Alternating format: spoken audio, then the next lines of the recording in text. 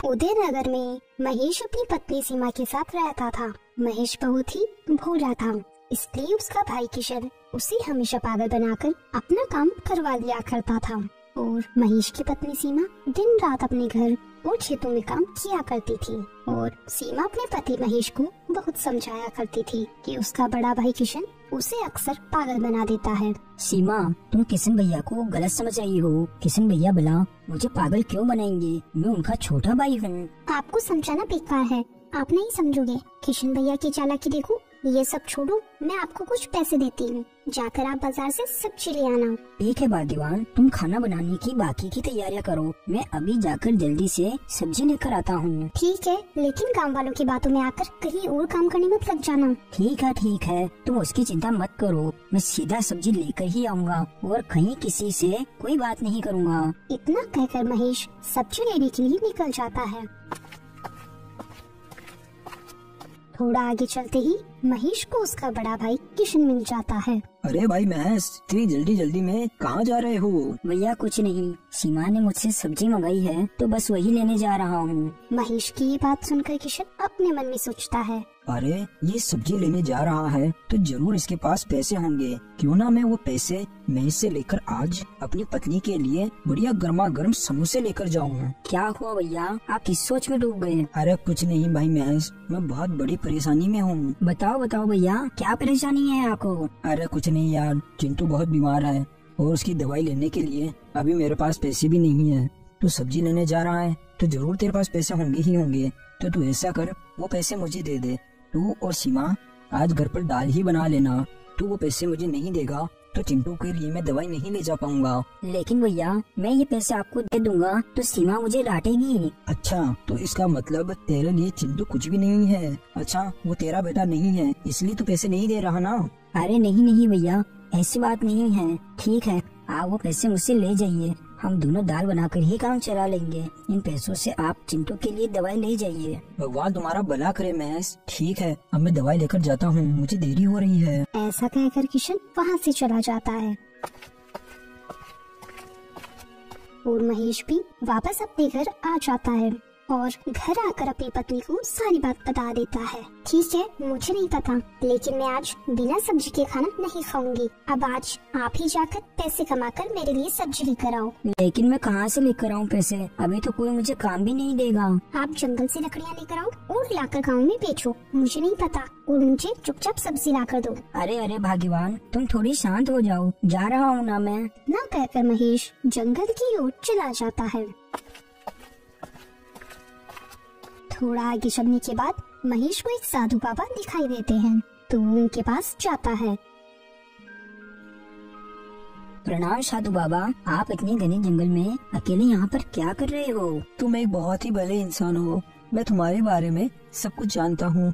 मुझे पता है तुम यहाँ अपनी पत्नी के डर से आए हो, क्योंकि तुम्हारी पत्नी ने जो तुम्हें पैसे दिए थे वो पैसे तुमने तुम्हारे बड़े भाई को दे दिए, इसलिए तुम यहाँ लकड़ियाँ लेने आए हो। हाँ बाबा, आप बिल्कुल सही कह रहे हो। फिर तो आप मेरी परेशानियों के बारे में भी जानते ही होंगे।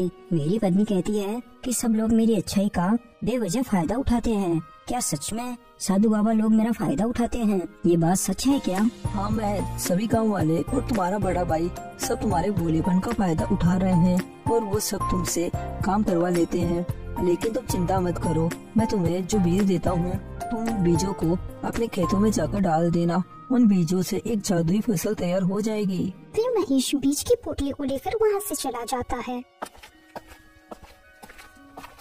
और घर जाकर अपनी पत्नी को सारी बात बता देता है। भला ऐसे कैसे हो सकता है? तुम कुछ भी बोलो, लेकिन कल सुबह होते ही मैं इन बीजों को अपने खेतों में डाल दूंगा। फिर देखते हैं कि क्या सच में इन बीजों से जादुई फसल उगा सकते हैं क्या। फिर अगले दिन सुबह होने पर दोनों पति पत्नी अपने बेलों के साथ खेतों की ओर निकल जाते हैं। खेत पहुंचकर दोनों पूरे खेत में इन बीजों को डाल देते हैं और फिर शाम होने पर दोनों वापस अपने घर आ जाते हैं। फिर अगले दिन सुबह होने पर अरे सुनती हो भाग्यवान, मैं जादुई फसल को देखने के लिए खेतों में जा रहा हूँ। मैं भी आपके साथ चलूंगी। मैं भी तो देखूं कि आपकी वो जादुई फसल कैसे होती है और कोई फसल होती है या नहीं होती। फिर दोनों पति पत्नी अपने खेतों की ओर चले जाते हैं। वो दोनों खेत पहुंचकर खेतों को देखकर हैरान हो जाते हैं। अरे वाह, सच में तो एक जादुई फसल है। पन्नी कल बीज डाले और आज फसल भी उगाई। हाँ हाँ भाग्यवान, अब अपने भी जल्दी ही अच्छे दिन आने वाले हैं। फिर ऐसे ही कुछ दिन बीतने के बाद फसल पक जाती है और महेश उस फसल को काटकर मंडी में बेच देता है।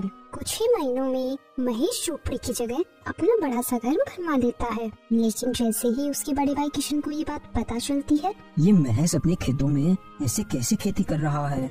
उसने देखते ही देखते फसल बेच कर इतना बड़ा घर बनवा लिया। जरा मैं भी तो देखूं ऐसी कौन सी फसल उगाता है वो। इतना बोलकर किशन महेश के खेतों की ओर निकल जाता है। वो भी महेश की फसल को देखकर हैरान हो जाता है। न जाने भगवान को इस महेश में ऐसा क्या दिख गया जो इसको इतना धनवान बना दिया, और मुझे है कि इतना गरीब का गरीब ही रख दिया। मुझे तो इसकी ये फसल और इतना बड़ा घर देखकर बहुत जलन हो रही है। अब इसका कुछ ना कुछ तो मुझे करना ही पड़ेगा। किशन ये बोलकर अपने मन में ठान लेता है कि अब वो उसके छोटे भाई महेश की जमीन को खराब कर ही रहेगा। फिर एक दिन रात होने पर किशन बहुत सारे कीड़े मकोड़े को जमा करके अपने छोटे भाई महेश के खेतों में कीड़े मकोड़े को छोड़ देता है, जिस वजह से महेश की सारी फसल खराब हो जाती है। फिर अगले दिन सुबह होने पर सीमा और महेश जब अपने खेतों को देखने आते हैं तो वो अपनी फसल को बर्बाद देखकर हैरान हो जाते हैं। ये क्या हो गया अपने खेतों में?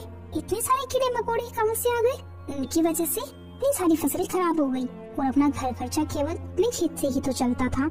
अब अपना क्या होगा? अरे भाग्यवान, तुम चिंता मत करो, ये कीड़े मकोड़े ही तो हैं। अब भला प्राकृतिक आपदा को कौन रोक सकता है? हम इसका कोई न कोई उपाय तो निकाल ही लेंगे। शहर से कीटनाशक दवाई लाकर अपने खेतों में डाल देता है और कुछ ही दिनों के बाद फिर से उसके खेतों में और अच्छी फसल तैयार हो जाती है। ये सब देखकर उसका बड़ा भाई किशन जल भुन जाता है। अरे ऐसे यहाँ खड़े खड़े चलने से कुछ नहीं होगा। आपसे तो एक काम भी ठीक से नहीं हुआ। जहाँ आपने ये कीड़े महेश के खेतों में छोड़े, वही उसने कीटनाशक दवाई लाकर अपनी पैदावार और बढ़ा दी। अब तो उसके खेतों में और अच्छी फसल हो रही है। अरे मैंने तो मेरी तरफ से पूरी कोशिश करी थी, अब इसमें मेरी क्या गलती। लेकिन अब तुम चिंता मत करो, मैं उसकी फसल का राज उसी से पूछूंगा, क्योंकि तुम्हें पता है महेश थोड़ा पागल है और वो मुझे भगवान मांगता है। भगवान की तरह पूछता है वो मुझे, तो वो मुझसे झूठ नहीं बोलेगा। मैं कल जाकर सुबह उससे सब कुछ पूछ लूंगा, तो वो मुझे सब कुछ ऐसे ही बता देगा कि उसकी इतनी अच्छी फसल कैसे हो रही है। फिर अगले दिन सुबह होने पर जब महेश अपने खेतों की ओर जा रहा था तो उसका बड़ा भाई किशन उसे रास्ते में रोक लेता है। अरे महेश, तू तो बहुत ही बड़ा आदमी बन गया। तू अकेला अकेला ही इतना अमीर होता जा रहा है। तुझे जरा भी अपने बड़े भाई का ख्याल नहीं आया। तूने एक बार भी मुझसे आकर नहीं पूछा कि भैया आप कैसे हो। क्या तू पैसे कमाकर इतना घमंडी हो गया है और तू अपने खेतों में कैसे फसल उगा रहा है जो तेरी फसल इतनी अच्छी हो रही है, और तूने देखते ही देखते इतना बड़ा घर भी बनवा लिया। क्या कर रहा है आखिर तू ऐसा? अरे भैया, ऐसी बात नहीं है, आप मेरे बड़े भाई हो। फिर महेश अपने बड़े भाई किशन को साधु बाबा वाले बीजों के बारे में सब बता देता है। अच्छा, इसका मतलब वो एक चमत्कारी बाबा है। हाँ भैया, आपको भी एक बार बाबा से जाकर मिल लेना चाहिए। वो एक बहुत ही अच्छे तो भले बाबा है, वो आपकी भी मदद जरूर करेंगे। ठीक है, चलो भैया, अब मुझे खेत में जाना है, देरी हो रही है मुझे। ऐसा कहकर महेश वहाँ से चला जाता है। अब देखता जा महेश के बच्चे, मैं क्या करता हूँ। तूने जादुई फसल उगाकर बहुत पैसा कमा लिया, लेकिन अब नहीं कमा पाएगा तू 1 रुपया भी। किशन अपने मन में ऐसा सोचकर वहाँ से सीधा जंगल की ओर चला जाता है और बाबा को ढूंढने लगता है। थोड़ी देर बाद बाबा उसे पेड़ के नीचे बैठे हुए मिल जाते हैं। अरे बाबा, आप मेरी मदद कर दीजिए, मैं बहुत ही परेशान हूँ। दरअसल हमारे गांव में एक आदमी है, वो बहुत ही बुरा है। वो हर किसी के ऊपर अत्याचार कर रहा है, अपना हुक्म चला रहा है, और हमारे गांव के सभी लोगों के खेत उसके पास गिरवी रखे हुए हैं। हम तो बस हमारे जमीन के खेतों के छोटे से टुकड़े पर ही खेती कर रहे हैं।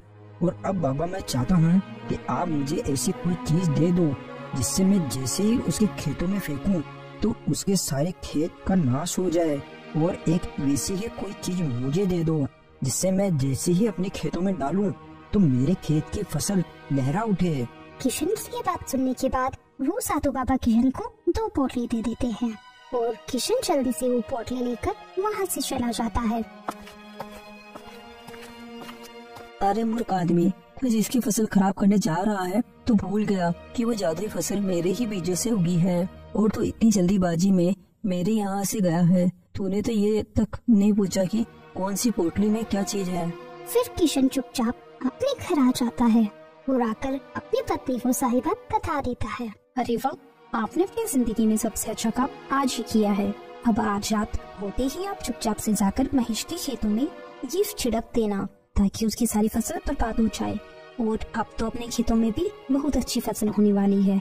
अब अपन को ज्यादा मेहनत भी नहीं करनी पड़ेगी। सुन लो आप मेरी बात, अपनी फसल की कटाई होते ही मैं अपने लिए सबसे पहले बहुत सारे गहने बनवाऊंगी। ऐसे गहने बनवाऊंगी कि पूरे गांव में किसी के पास नहीं होंगे। हाँ हाँ भाग्यवान, तुम बिल्कुल भी चिंता मत करो, अपन ऐसा ही करेंगे। अपन पूरे गांव में सबसे अमीर बन जाएंगे और महेश तो बेचारा फिर से गरीब हो जाएगा। उस बेचारे को तो ये तक पता नहीं होगा कि उसके साथ ऐसा करने वाला उसका बड़ा भाई ही है। वो कितना भी कर ले तो वो मेरे बारे में कभी ऐसा नहीं सोच पाएगा कि उसके बड़े भाई ने ही उसके साथ ऐसा किया है। अरे अब थोड़ा धीरे बोलिए, आपने सुना है ना, दीवारों के भी कान होते हैं। ये बात गांव में किसी को भी पता नहीं चलना चाहिए कि अपन ने महेश के साथ ऐसा किया है, वरना अपन को इस गांव से मार पीट कर भगा देंगे। अरे तुम मुझे बोल रही हो कि धीरे बोलो, और तुम खुद ही हो कि इतना चिल्ला चिल्ला कर बोले जा रही हो। अच्छा ठीक है, मैं नहीं बोल रही। अब बस जल्दी से रात हो जाए, फिर आप जल्दी से खेतों की ओर चले जाना और वो छिड़क देना ताकि अपनी भी कल सुबह होने तक जादुई फसल उगाए। और उधर दूसरी ओर महेश अपनी पत्नी को बोलता है, अरे सुनती हो भाग्यवान, कुछ ही दिनों में फसल कटाई का दिन आने वाला है, और जैसे ही कटाई होगी हम वैसे ही पूरे गांव में जरूरतमंद लोगों की मदद करेंगे। भगवान ने अगर अपन को देने वाला बना दिया है तो अपन को लोगों को देना ही चाहिए। हाँ आप बिल्कुल सही कह रहे हो, क्योंकि आप भी जानते हैं बुरा वक्त क्या होता है और आप सच में बहुत नेक दिल इंसान हो। फिर जैसे ही थोड़ी देर में रात होती है तो किशन बिना किसी को कुछ बताए चुपचाप महेश के खेतों की ओर निकल जाता है। अब उसके हाथ में 2 पोटलियाँ थी, लेकिन वो जल्दीबाजी में एक पोटली महेश के खेतों में डाल देता है। अब देखना महेश के बच्चे, कल सुबह होते ही तो अपने खेतों को देखकर अपना सर पकड़कर रोएगा। ऐसा बोलकर किशन अपने खेतों में चला जाता है और दूसरी पोटली अपने खेतों में डाल देता है और वहाँ से अपने घर चला जाता है। क्या हुआ जी, डाला है अपने खेतों में वो जादुई चीज? हाँ हाँ भाग्यवान, अब कल सुबह होने का ही इंतजार है। कल सुबह अपने खेतों में बढ़िया फसल लहराएगी और वहीं महेश के खेतों में उसकी फसल पूरी मुरझा जाएगी। चलो अब दोनों जल्दी से सो जाते हैं, रात बहुत हो गई है। फिर अगले दिन सुबह होने पर, सुनो जी अब सुबह हो गई है, चलिए जल्दी उठ जाइए, अपन अपनी जादुई फसल को देख कर आते हैं और महेश के बर्बाद खेतों को भी देख कर आते हैं। जल्दी उठिए जल्दी। फिर वो दोनों पति पत्नी जल्दी से अपने खेतों की ओर चले जाते हैं और वहाँ का नजारा देखकर उनके पैरों तले जमीन खिसक जाती है और किशन की पत्नी अपना सर पीटकर रोने लगती है। अरे ये आपने क्या किया, आपने गलत पोटली अपने खेतों में डाल दी। आपसे ये काम भी सही से नहीं होता। अपने खेत में जो फसल थी अब वो भी चली गई। अब आपकी वजह से अब तुम दोनों को भूखा ही मरना पड़ेगा। और अब इसका मतलब जब अपनी फसल खराब हो गई तो महेश की फसल तो और अच्छी हो गई होगी। किशन अपनी पत्नी की ये बातें सुनकर घबरा जाता है कि उसने जैसा जाल अपने भाई के लिए बनाया था उस जाल में अब वो खुद ही फंस गया। लेकिन अब बेचारा किशन करे भी तो क्या करे, वो ये बात किसी को जाकर भूल भी नहीं सकता था। लेकिन अब किशन को अपने किए की सजा तो मिल गई, क्योंकि अब उसके पूरे खेत बंजर हो गए। तो दोस्तों हमें इस कहानी से यही सीख मिलती है, हमें कभी किसी के बारे में बुरा नहीं सोचना चाहिए, क्योंकि अगर हम किसी का बुरा करेंगे तो हमारे साथ भी बुरा ही होगा। अगर आपको ये कहानी पसंद आई है तो इस कहानी को ज्यादा से ज्यादा शेयर करें और चैनल को सब्सक्राइब नहीं किया तो हमारे चैनल को जल्दी से सब्सक्राइब करें। Thanks for watching.